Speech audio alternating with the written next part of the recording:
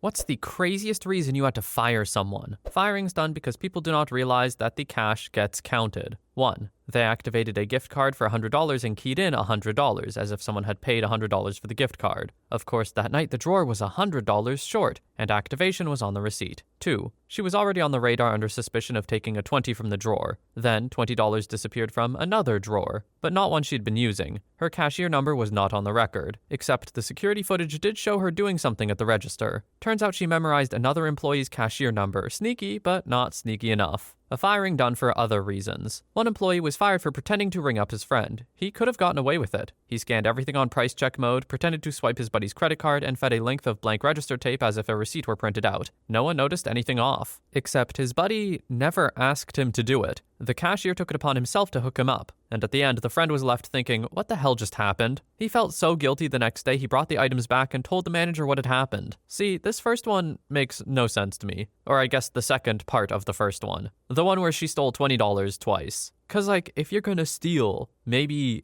aim big. I don't know, dream bigger. That's all I think. Which is probably like stupid advice, and I don't know, is there a reason? I guess the rationale is, oh, they won't miss $20 missing, but like, yeah, they will. They count it all anyway. And then the second one, that his buddy, first of all, is a rat. Second of all, an honest man. So I respect the honesty. I'm sure his buddy does not, though. Story 2. Not me, but my dad. He has a small handyman company with less than a handful of employees. His tools somehow have the habit of growing legs when he's at construction sites, so he rigorously writes his name on everything with permanent marker. One day, shortly after he hired someone new, his folding ruler is missing. He asks around if anyone has seen his folding ruler, but that doesn't seem to be the case. He doesn't think much of it. Sometimes things get lost. The next day, he sees the new hire with a familiar-looking folding ruler. He asks him to see it. New hire refuses. Dad tells him he's the boss and insists he shows him the ruler. He complies under pressure. Sure enough, there's my dad's name on it in capital and bold letters. Now, that could have been an honest mistake, and there probably wouldn't have been any repercussions if he simply said, "Oh, my bad, I must have put the wrong one in my pocket. Here's your ruler." But the new hire insisted that this was his ruler, and that the name on the side of it wasn't my dad's handwriting, but rather a note the new hire had written on it himself to remember my dad's name. What makes it even more stupid is that my dad's company pays for the tools of his employees. He could have simply asked for a folding ruler, and my dad would have given him one for free, but no. He needed to steal the boss's and give the stupidest lie imaginable as an excuse. Story 3. I worked at a pet store and was the lead cashier, so I had to train this girl who didn't think she had to abide by the uniform because it's just store name and doesn't count as a real job. That was a warning that, despite her thinking, she did need to follow the uniform rules. Then, when ringing up customers, she actually told customers they couldn't buy certain items because we were running low, and she planned on getting a pet soon and wanted them. I apologized and rung them up. Second warning with me explaining that's not how that works, and she could shop when she's off the clock. Finally, my manager fired her when she tried to steal one of the cats that were up for adoption, after being told she needed to wait for approval after they do a home visit and make sure she can care for the cat. Her excuse for trying to steal the cat: her landlord doesn't allow pets, so she wouldn't be approved. And she would be a much better pet parent than anyone else who wanted the cat, and much better than any of the customers we got, apparently. The girl didn't even last a week.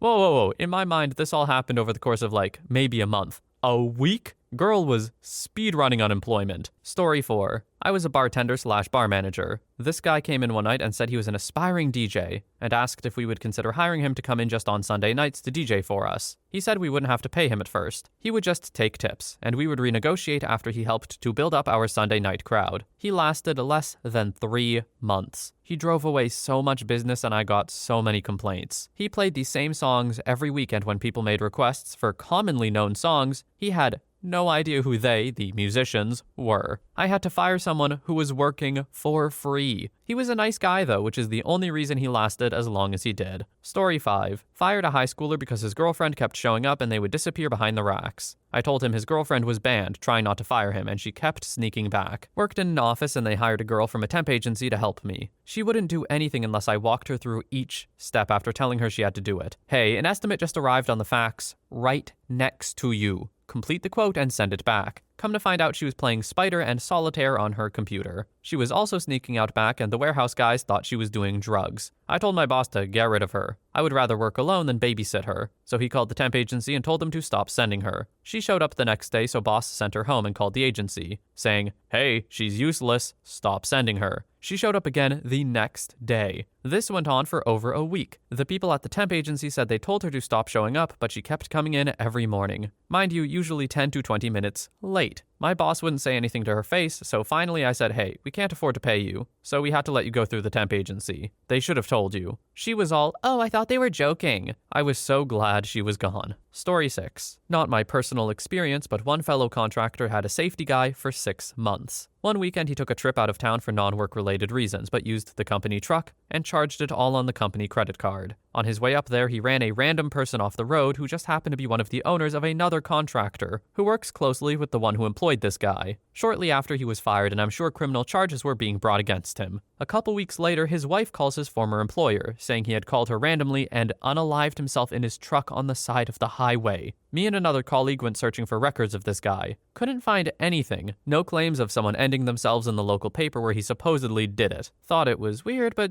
whatever. Turns out this guy falsified all his qualifications and job experience. Fast forward a month later, I heard through the grapevine that the original contractor who employed the guy received a call from some contractor across country because he applied for work there and put them down as his previous employer. He faked his own death to get out of trouble with the company, then proceeded to put them down on his resume, not expecting anyone to actually check his references. If you are going to put a reference on a resume, just assume they will be called. Now, will they? Probably not. But do you really want to take that chance? It's just unnecessary. Faking your own death to get out of that, though, that's impressive. He almost got away with it too, except for that one critical error. Story 7. When I was working at Burger King, our restaurant manager was away on maternity leave, so we had someone from another store come in over that time to fill the role. He ended up hiring someone who had worked there 5 to 6 years previously. High turnover, so a lot of hiring and leaving. The few staff that had known her before she left hated her, but had no idea why she left. She even passed all the checks from head office before she was hired. Restaurant manager comes back about a month later after she's been hired, takes one look at her and rages. Like my RM is yelling at this girl, she's yelling at the manager that hired her, and all the crew that had known her while she was here last. Obviously, none of us knew what was going on, but it turns out this girl hadn't left, she'd been fired. And management at the time hadn't told anyone that, just that she'd quit. This girl had scammed Burger King by pretending to be pregnant, fake ultrasounds, plans baby shower, the whole lot, and then took paid maternity leave so she could go work somewhere else. Because it was seasonal work with better pay, with the idea of having a job for the off-season to come back to. I have no idea how she got through the head office checks, but she was fired that day. Super impressive when you consider that I'm in New Zealand, so getting fired is usually a month-plus long process here. Story 8. I used to work at a hotel near an airport, so pretty much guaranteed business 24/7, 365. The housekeeping supervisor was a straight-up sadist, putting a pregnant housekeeper in the smoking section on purpose, refusing to resupply and even stealing from one housekeeper for having the audacity to ask for a schedule change, berating and laughing at another employee battling obvious mental health issues, etc. She even let her adult stepdaughter move into rooms listed as vacant without paying for them. For what reason, nobody knows. What finally got her evil butt fired? A former employee making a social media post describing all of this. The day she got canned, everyone celebrated. One of the housekeepers even started singing. Story 9. I didn't do the firing, but a company I worked for was growing rapidly and needed people quickly, so they weren't too picky. They hired this one guy, Rick, who was kind of strange. Seemed harmless enough, but he was just kind of weird and socially awkward. He started off okay, but after a couple of months, his work started trailing off. His supervisor spoke to him to find out why, thinking maybe something at home was going on or there was some other issue. Rick said all was okay and left it at that. However, there was no change in his work. Long story short, the land guy started looking into his computer usage and found he was trying to log into adult sites at work all day long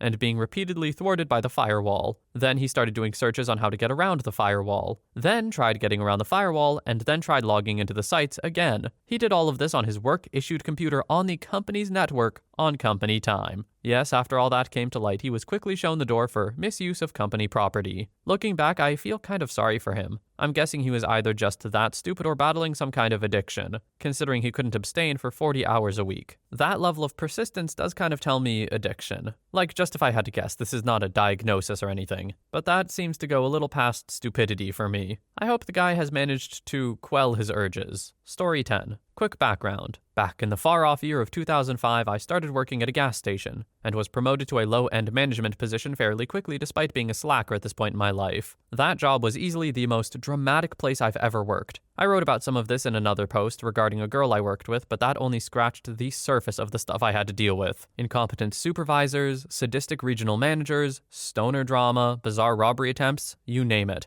I swear I could write a book about my time there. In the 3 years I worked at this weird place, the one individual I will never ever forget was a man I shall name Screwball. I'm giving him a made-up name because I don't want his antics to be associated with a real one. Screwball is one of the worst humans I have ever met. He possessed a level of dedication to the jerk arts I never knew existed. It's easy to get on the terrible human list by doing something incredibly taboo. A defenseless old lady, for example, is a fairly quick and efficient way to be branded scum of the earth. And while Screwball never did something like that, he strives to that level. Screwball was a man in his mid-40s and was a failure in every way. To begin, he was ugly as hell. Now, when I say ugly, I don't mean his nose is too long or his eyes are too far apart. I've seen plenty of people that don't fit modern Western beauty standards and still manage to turn heads. Benedict Cumberbatch's forehead looks like it's trying to escape his hairline, yet he could have walked through Australia and solved their brush fire problem with all the soaked underwear he'd leave in his wake. No. Screwball had the faintest glimpses of a man who could be somewhat attractive if he put in a little effort, but instead felt that a beer belly and pasty skin is a small price to pay for a regular diet of booze, fast food, and cigarettes. He's poorly groomed, slouches, and has awful teeth. It's a small miracle he showered regularly. Screwball's appearance is only a small reason he was a failure. Screwball was a conniving,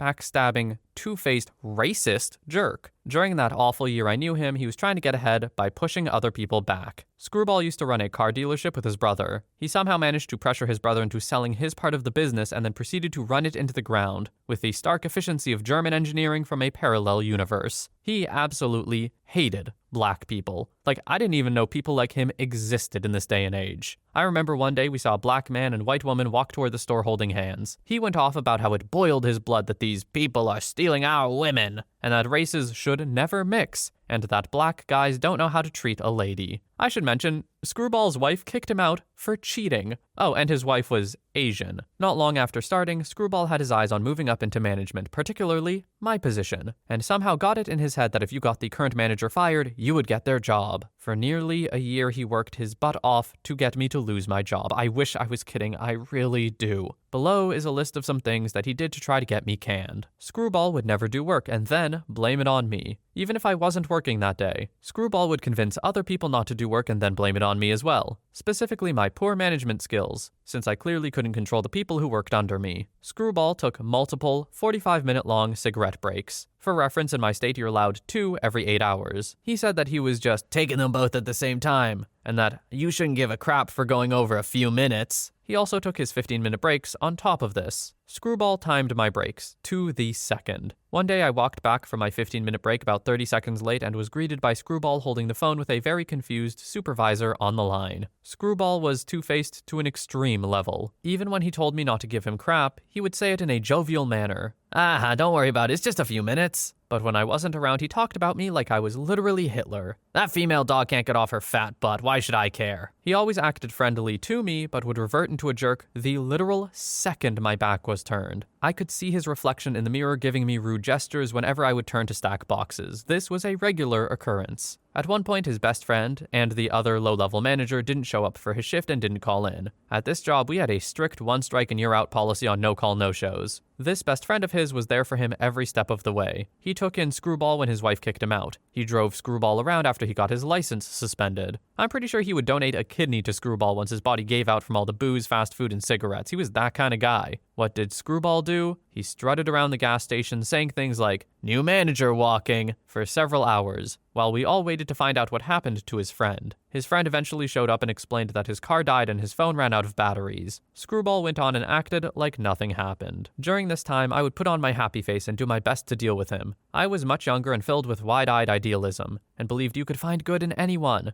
and that forced sterilization is a universally bad thing. This went on for what felt like an eternity, until that fateful day. Quick bit about my supervisor. Soup is a great guy. He tries to be friends with everyone and runs a pretty good shift. His biggest flaw is that he's a little absent-minded. Something that his team helps pick up for. Nothing major, maybe once or twice a week I'll have to file inventory for him or something. One day his absent-mindedness nearly cost him his job. You see, Soup left the safe open. This apparently happened once or twice before, but whoever found it was kind enough to close the safe and call him up to let him know. Soup would then get gently chided for his negligence and he would pay for his crime by buying the finder a drink and all would be good. This time, Screwball discovered the open safe. Ever the entrepreneurial spirit, Screwball easily recognized this great opportunity and took it upon himself to liberate the bountiful stash of money. All would be clear for Screwball to spend his ill-gotten gains on hookers and blow, if not for his very careful planning, not taking into account the security camera staring straight down at him like a voyeuristic god of common sense. The supervisor came in an hour later, right as Screwball was leaving, and soon discovered the missing money. Without hesitation, he checked the security feed and I saw Soup get angry. Like, really frickin' angry. 1,000 suns billowing flames of hate as they sing out in burning rage, all contained in the effigy of a scrawny, normally pleasant little man. I was a little turned on, but I digress. He picked up the phone and smashed in the number for Screwball's phone. "Listen, you son of a gun," he said in a tone I would not describe as conversational. "I know you did it. I know you stole the money. Get back here right now with the cash and I'll fire you, but I won't call the police." Even though the phone wasn't on speaker, I could hear the weaselly voice of Screwball making excuses. "No, man, I didn't take it. I don't know what you're talking about."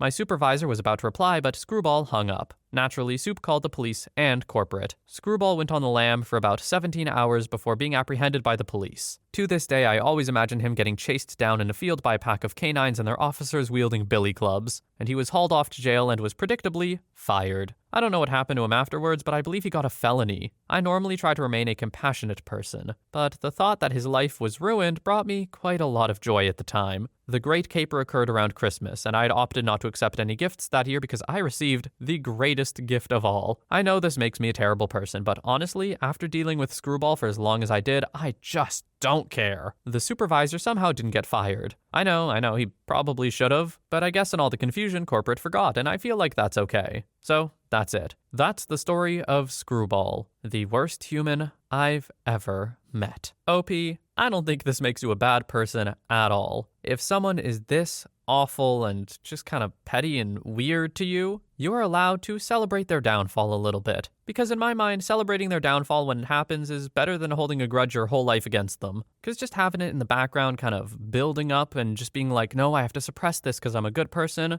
I feel like that's going to be worse for you in the long run. Just be like, hell yeah, Screwball got screwed. And it really did sound like he deserved it. In fact, no, it didn't sound like he deserved it. He literally committed a felony and got punished as such. Like, I don't know, man. If that's not someone who deserves it, I don't know who is. Story 11. Around 2005 to 6. Worked in a supermarket. An extremely irate and, in this case, fully understandably so, customer returned a 5-liter tub of ice cream that had a face imprinted in it. Unfortunately, the perpetrator had extremely unique features. A large nose and chin, and yep, it looked exactly like our staff member. He cracked the lid of an ice cream tub, imprinted his face in it, and then somehow managed to get the lid back on tight enough for no one to notice, and somebody purchased it. I'm not gonna lie, I did giggle at the sheer audacity of it, but still had to fire him. He denied it. It's literally your face in the ice cream, man. To this day, I still think about it, and I'm just a tiny bit disappointed when I open an ice cream tub and it doesn't have a face imprinted in it. I hope the customer didn't get any mild PTSD and can open ice cream tubs with confidence nowadays.